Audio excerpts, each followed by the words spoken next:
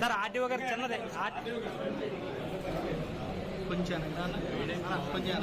White తీసుకున్నా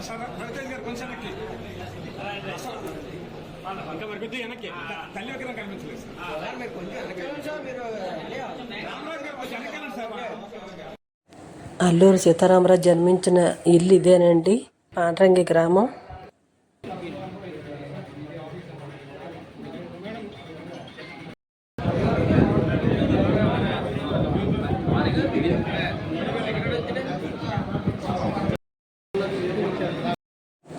అల్లూరి సీతారామరాజు విగ్రహం పక్కన వాళ్ళ అమ్మగారి విగ్రహం అండి.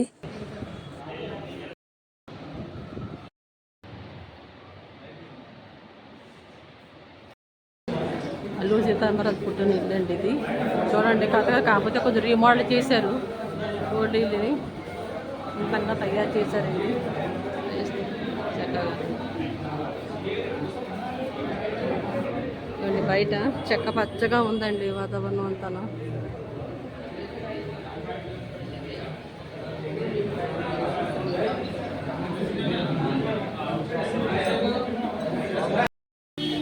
అక్కడ కనిపిస్తుంది కదా వేణుగోపాల స్వామి గుడి. వాళ్ళ అమ్మగారు నిర్మించింది అండి ఆ గుడి, టెంపుల్. నిన్ను నీ నికృష్ట సామ్రాజ్యాన్ని అంతమందించడానికి నా గుండెల్లోంచి ప్రతి రక్తపు బిందువు ఒక్కొక్క సీతారామరాజై నిన్ను, నీ సామ్రాజ్యాన్ని, నీ నికృష్ట సామ్రాజ్యాన్ని దేశం నుంచి తరిమి కొడతారా. వందే మాతరం, వందే మాతరం, వందే మాతరం. మనిషిని కత్తి యుద్ధం కూడా పూర్తిగా చేయగలిగినటువంటి సమర్థత ఉంది. సినిమాలో డూప్ లేకుండా గుర్రపస్వారీలు కత్తి యుద్ధాలన్నీ కూడా చేసి బ్రిటిష్ వారిని తరిమి కొట్టి మంచి సినిమా తీశారు మన్యం ధీరుడు సీతారామరాజు. మా రవితేజ వీళ్ళంతా కూడా మంచి. సీతారామరాజుకి, సీతారామరాజుకి, అల్లూరి సీతారామరాజుకి అమర్ రహే.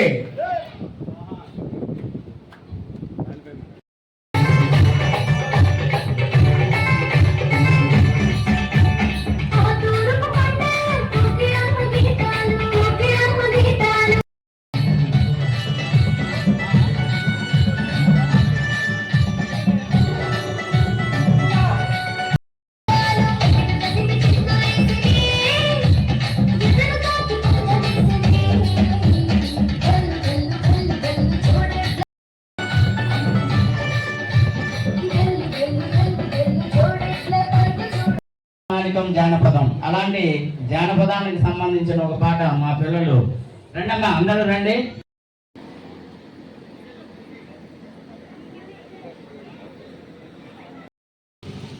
ఈరోజు అల్లూరి సీతారామరాజు గారి యొక్క జయంతి.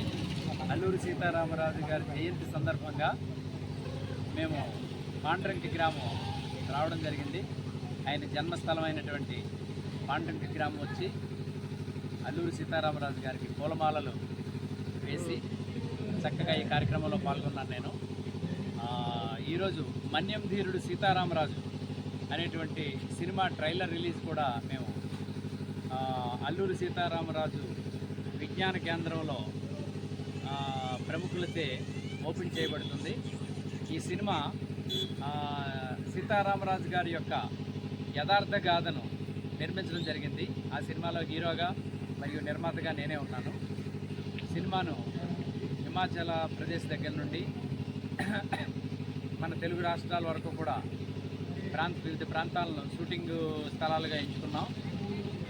ఈ సినిమాలో ఒక ప్రత్యేకమైనటువంటి ఒక పాట ఉన్నది. అది భారతదేశం యొక్క గొప్పతనాన్ని ప్రశంసిస్తూ ఉన్నటువంటి దేశభక్తి గీతం. ఆ గీతాన్ని సీతారామరాజు గారే స్వయంగా భారతదేశాన్ని ప్రేమిస్తూ తన యొక్క మనోభావాలను భారతదేశం మీద పాడుకుంటూ హిమాచల్ ప్రదేశ్లో నడుస్తూ అక్కడ నుండి మన్య ప్రాంతానికి వచ్చినట్టుగా చిత్రంలో చూపించడం జరిగింది. స్వచ్ఛమైన తెలుగుతో చక్కగా పాట నేనే పాడి ఆ పాటకు మ్యూజిక్ కూడా చేసి ఈ చిత్రంలో పెట్టడం జరిగింది. తెలుగు భాష యొక్క గొప్పతనాన్ని కూడా వివరించడం జరిగింది. ఆ పాటను అందరూ నేర్చుకోవాల్సినటువంటి బాధ్యత ఉన్నది. ఎందుకంటే అది చాలా మంచి తెలుగు భాష ఉండినటువంటి పాట. అలాగే సీతారామరాజు గారి యొక్క గొప్పతనాన్ని, అంటే ఒక పోరాటం మాత్రమే కాదు, ప్రజల్లో చైతన్యాన్ని నింపి చదువు నేర్పించి ఆయుర్వేదం నేర్పించి తాగుడు మాన్పించి సమాజాన్ని చక్కగా తీర్చిదిద్దినటువంటి మహానుభావుడు అల్లూరి సీతారామరాజు. అలాంటి సీతారామరాజు గారి యొక్క నిజమైనటువంటి గాథ, యథార్థ గాథను చిత్రం రూపంలో నిర్మించి త్వరలో మీకు సినిమా థియేటర్లకు రిలీజ్ చేయబోతున్నాం. ఈరోజు trailer release function Alluri Sitaramaraju విజ్ఞాన కేంద్రం డాబా గార్డెన్స్లో ఓపెన్ చేయబడుతుంది. అక్కడకు అందరూ ఇచ్చేసి సీతారామరాజు గారి యొక్క వివిధ ఘట్టాలను, సినిమాలో ఘట్టాలను ప్రత్యక్షంగా వీక్షించి మమ్మల్ని ఆశీర్వదిస్తారని మనస్ఫూర్తిగా కోరుకుంటున్నాను. 100 సంవత్సరాల క్రితాన తెలుగు భాష ఎంత చక్కగా మాట్లాడేవారో, ఎంత చక్కగా ఆ పాట రూపంలో మేము చూపించాం. అది భారతమాతను ప్రశంసిస్తూ నమోస్తుతే నమోస్తుతే భారతమాత సమస్త ప్రపంచ ప్రజ సన్నుత చరిత ప్రాత సంధ్యాపులకిత రుచిర సుప్రభాత వైతాళిక గళస్వనిత వైదిక శుభగీత అనేటువంటి మంచి మాట. అది సినిమాలో చూసి ఆ యొక్క మ్యూజిక్ స్పష్టీకరణ అదంతా చూసి తరిస్తారని, మమ్మల్ని ఆశీర్వదిస్తారని మనస్ఫూర్తిగా కూడా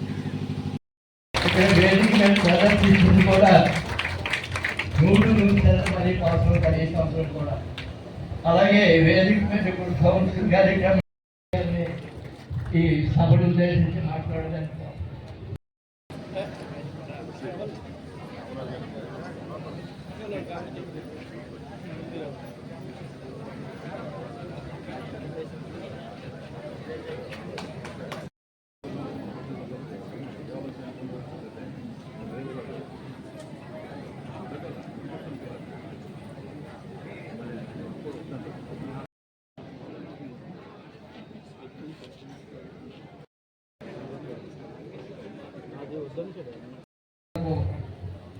ఇతర ఆర్టీ బృందం, ఇతర అధికారులు, ముఖ్యంగా ప్రజాప్రతినిధులు, పాండంగి గ్రామ ప్రజలందరికీ ముందుగా నమస్కారం. ఒక్కసారిగా ఆలోచించండి, ఈ గ్రామంలో పుట్టిన ఒక వ్యక్తి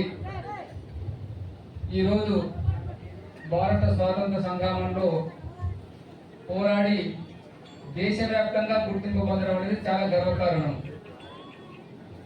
లాస్ట్ టైం కూడా ఇక్కడికి మనకు ఆజాద్ అమృత మహోత్సవాన్ని స్వాతంత్రం వచ్చి 75 సంవత్సరాలు గడిచిన సందర్భంలో శ్రీ ఉపరాష్ట్రపతి గారు వెంకయ్య నాయుడు గారు కూడా లాస్ట్ ఇయర్ ఇక్కడికి వచ్చారు.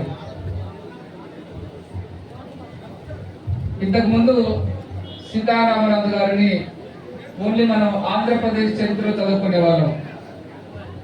స్వాతంత్ర సమరయోధుడు, మండెం వీరుడు, విప్లవకారుడు అని. కానీ దేశవ్యాప్తంగా మన గ్రామంలో పుట్టిన సీతారామరాజుకు గుర్తింపు తీసుకొచ్చారు లాస్ట్ ఎన్డీఏ గవర్నమెంట్.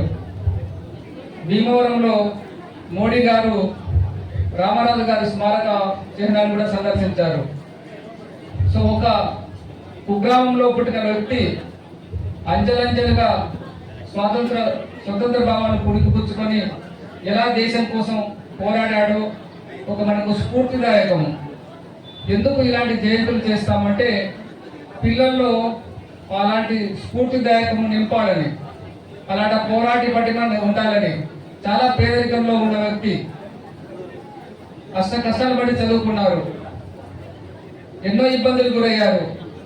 తన ఇబ్బందులు కాకుండా ప్రజల తాలూకు ఇబ్బందులను గుర్తించారు. ఒక బలమైన బ్రిటిష్ సామ్రాజ్యాన్ని ఎదిరించే సాహసం చేశారు. ఎంతో మంది విప్లవకాలను తయారు చేశారు. సో ఇదంతా మనకి ఏం తెలియజేస్తుందంటే కష్టపడితే పోరాట. అందుకోసమే కేంద్ర ప్రభుత్వం గుర్తించి ఈ యొక్క స్మారక చిహ్నాలన్నీ కూడా అభివృద్ధి చేయాలని చెప్పేసి ఒక నిర్ణయం తీసుకోవడం జరిగింది. అంతేకాకుండా మనకు ఇక్కడ కూడా ఈ యొక్క స్టేట్ ఫంక్షన్ రాష్ట్ర కార్యక్రమంగా గుర్తించి ఈ యొక్క రాష్ట్ర వ్యాప్తంగా ఈరోజు అల్లూరి సీతారామరాజు జయంతిని ఏర్పాటు చేసుకోవడం జరుగుతూ ఉంది. గురించి కూలంకుశంగా మన పెద్దలు రాజు గారు పూర్తిగా వివరించిన తర్వాత మళ్ళీ దాన్ని చెప్పే సాహసం నేను చేయటం లేదు. దీనికి 2 కారణాలు ఏంటంటే, ఒకటి మీ ఊరిలో పుట్టి పెరిగినటువంటి వ్యక్తి కోసం నేను కొత్తగా చెప్పడం అనే దానిలో మీనింగ్. అయితే ఒక మారుమూల గ్రామంలో పుట్టినటువంటి మనలాగే ఒక సాధారణమైనటువంటి వ్యక్తి భారత స్వాతంత్ర సంగ్రామ సమరంలో తనకంటూ ఒక పుటను కేటాయించుకునే స్థాయికి ఎదిగాడు అని అంటే ఖచ్చితంగా అది సాధారణమైనటువంటి విషయం కాదు.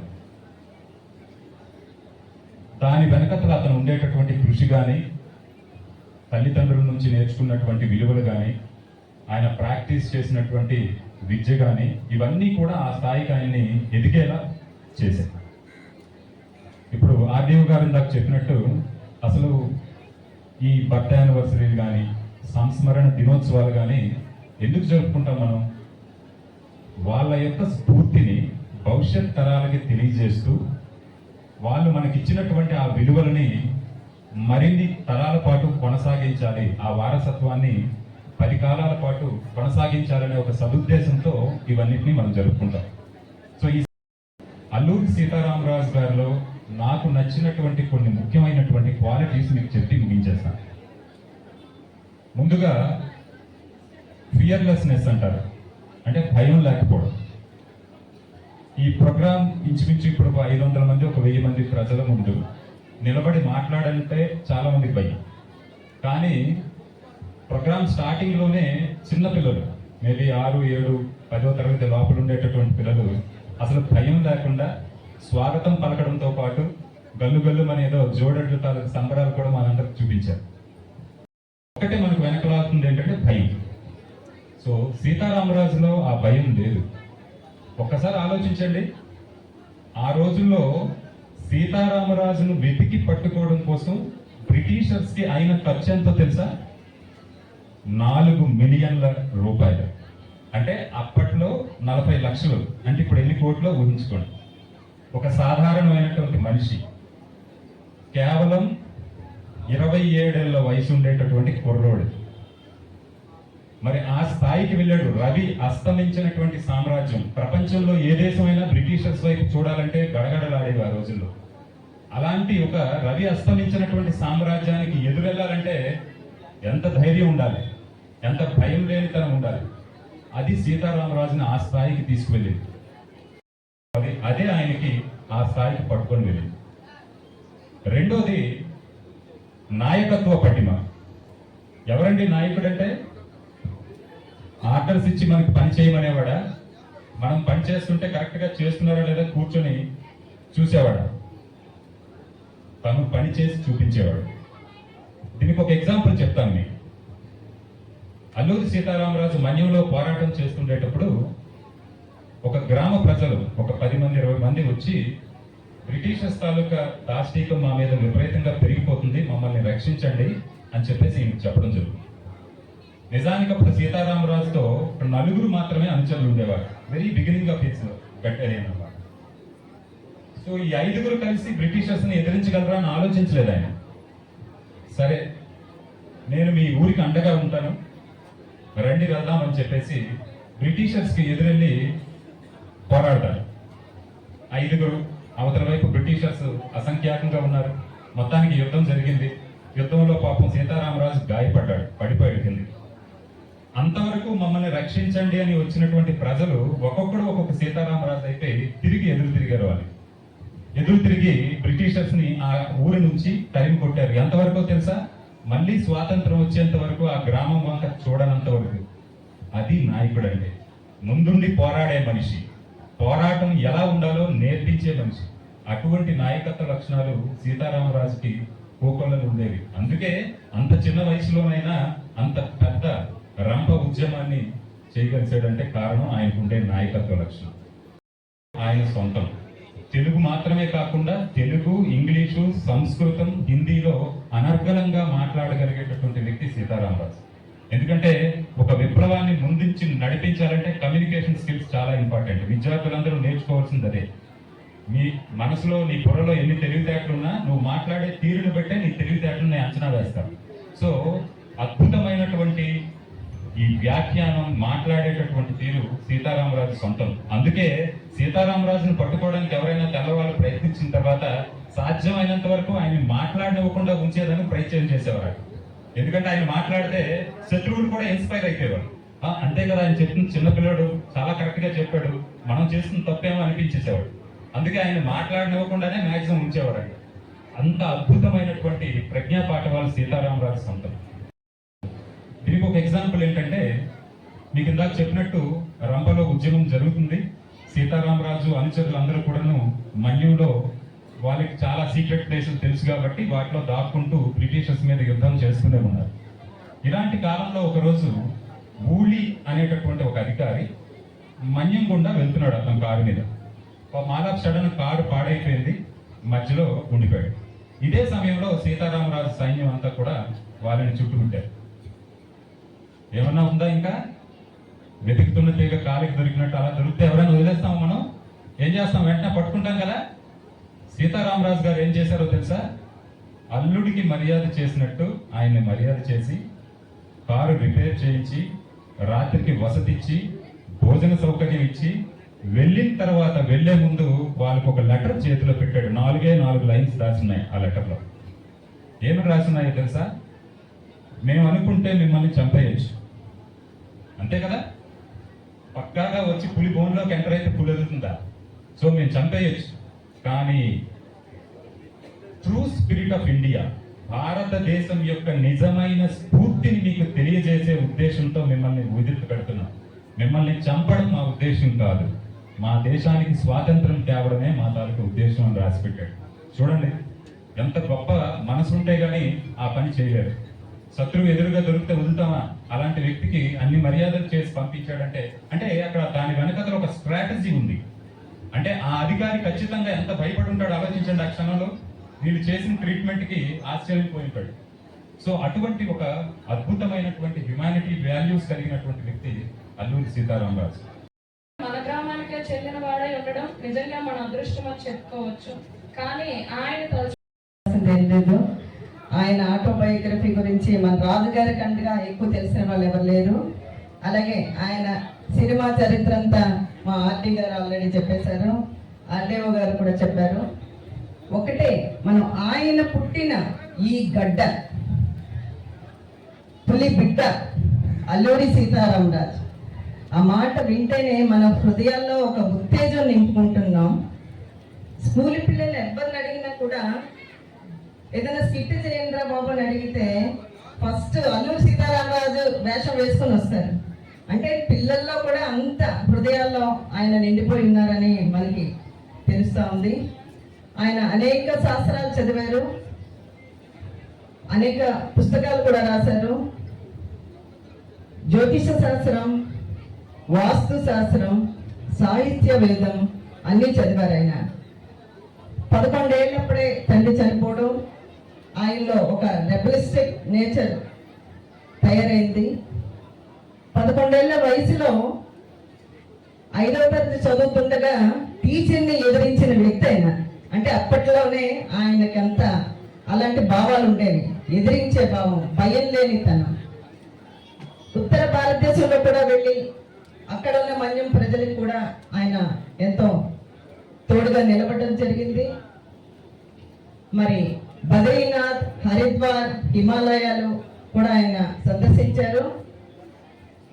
ఆయనకు ఆ డ్రెస్ ఎలా వచ్చింది అంటే, హిమాలయాలు వెళ్ళిన తర్వాత ఆయన యోగిగా మారారు. అప్పుడు ఆ ఆహారం మార్చుకున్నారు. అక్కడి నుంచి మళ్ళీ మన దక్షిణ భారతదేశం వచ్చి మనం కేడీపేటలో ఉన్న మన్యం ప్రజలకు అండగా నిలిచి మరి బ్రిటిష్ కాలంలో అందరూ బ్రిటిష్ వాళ్ళకి భయపడుతున్న నేపథ్యంలో రూదర్ఫర్డ్ అని గట్టిగా పిలిచిన మొదటి వ్యక్తి ఆయనే. అది మనందరిలోని భయం పోగొట్టి బ్రిటిష్ వాళ్ళకి ఎగనిస్ట్ గా మనం అందరం పోరాటం చేసే స్ఫూర్తిని నింపుకున్నాం. సో మన మాన్యం వీరుడు అల్లూరి సీతారామరాజు గారి జయంతి జరుపుకోవటం నాకు ఎంతో అదృష్టంగా భావిస్తున్నాను. ఆయన ఆత్మ శాంతించాలని మనస్ఫూర్తిగా కోరుకుంటూ, మనందరికీ తెలుసు ఆయన చరిత్ర ఏంటో, ఆయన ఎంత కష్టపడి మనందరికీ స్వార్థం ఇప్పించగలిగాడు, ఫ్రీడమ్. మనం ఈరోజు ఈ చక్కటి గాలి పీలుస్తున్నామంటే ఆ రోజు మన భగత్ సింగ్ కానీ లేకపోతే ఇటువంటి గొప్ప గొప్ప ఫ్రీడమ్ ఫైటర్స్ మనకి ఇచ్చిన ఈ వాళ్ళ ప్రాణ ఇది. సో ఇటువంటి గొప్ప మనిషికి ఇక్కడ వచ్చేసి ఇది కార్యక్రమం చేయటం అనేది చాలా సంతోషంగా ఉంది. అండ్ అలాగే మన ప్రభుత్వం తరఫున కంపల్సరీగా ఈ కార్యక్రమం అనేది ప్రతి సంవత్సరం ఇంకా గొప్పగా చేసే బాధ్యత మన ఎమ్మెల్యే గారు కానీ లేకపోతే ఇక్కడ ఉండే పెద్దలు కానీ తీసుకుంటారని హామీ ఇచ్చారు. అండ్ మనకి ఈ గ్రామం బాగుపడాలంటే మనకి పెద్దలు చెప్పినట్టు ఈ డ్రైనేజ్ సమస్యలు ఇవన్నీ అనేది కంపల్సరీగా చేసి పెడతామని హామీ ఇస్తూ, ఈ బంపర్ మెజారిటీ ఇచ్చిన మన పాండ్రంగి ప్రజలందరికీ పేరు పేరున ఒకసారి నాన్నగారు థ్యాంక్ యూ చెప్తున్నారు. అండ్ ఇంకా చాలా మాట్లాడదాం అనుకున్నా కానీ ఆల్రెడీ పెద్దలందరూ మాట్లాడేశారు. బట్ ఆఖరిగా ఒకసారి మన పిల్లలందరికీ ఒకసారి గట్టిగా చప్పలు కొట్టి వాళ్ళు చక్కగా చేసినందుకు చాలా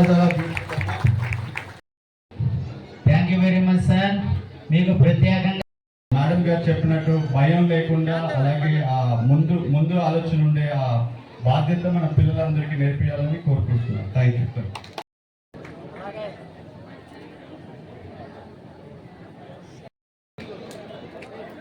అరుణ్ వేడాయ్,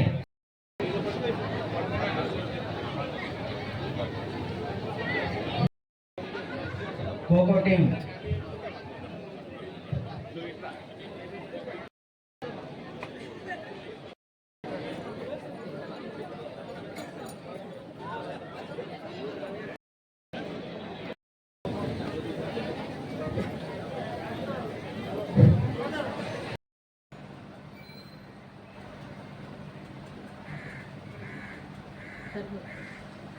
ఆలయ ప్రాంగణం అంతా గంట స్తంభం ఎంట్రన్స్లోనండి. ఇటువంటి చక్కటి పచ్చడి చెట్లతో చాలా బాగా మెయింటైన్ చేస్తున్నారండి. చాలా బాగుంది.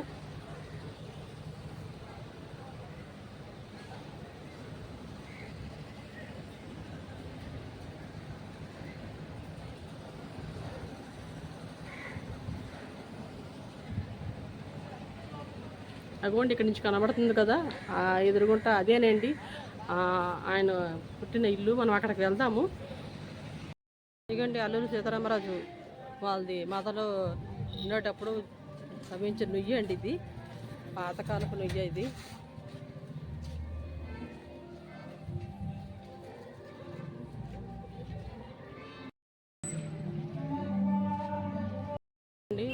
ఆయన నివసించిన ఇల్లు. మనం ఇప్పుడు అక్కడికే వచ్చాము.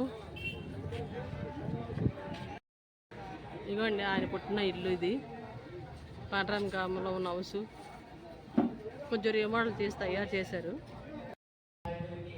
ఇదిగోండి అల్లూరి సీతారామరాజు గారు తల్లిగా నిర్మించిన 200 ఏళ్ళ నాటి వేణుగోపాలస్వామి టెంపుల్ అండి. మనం లోపల దేవుడిని తీయకూడదు. ఆలయ ప్రాంగణం అంతా మీకు చూపిస్తాను. ఇదిగోండి చూడండి మొత్తం అంతాను అండి. గంట స్తంభం ఉంది.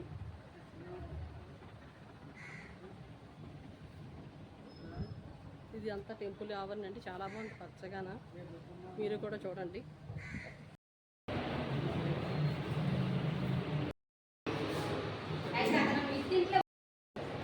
ఇగోండి హౌసు అల్లూరి సీతారామరాజు మదర్ విగ్రహాలండి. ఇక్కడ మొత్తం అంతా తయారు చేశారు అందంగాన వర్క్ అంతా.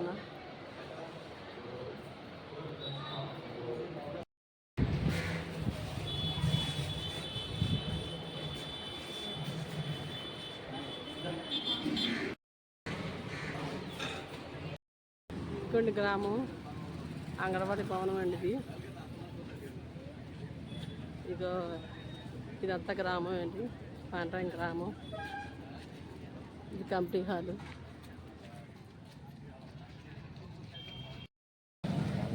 ఇదిగోండి పాండ్రంగి గ్రామం. ఈ కమిటీ హాల్ ద్వారా కార్యక్రమం అంతా ఏర్పాటు చేశారు. సందర్భంగా కేక్ కటింగ్ కార్యక్రమం అనంతరము వందన సమర్పణతో ఈ కార్యక్రమం ఇదిగోండి గ్రామం మొత్తం.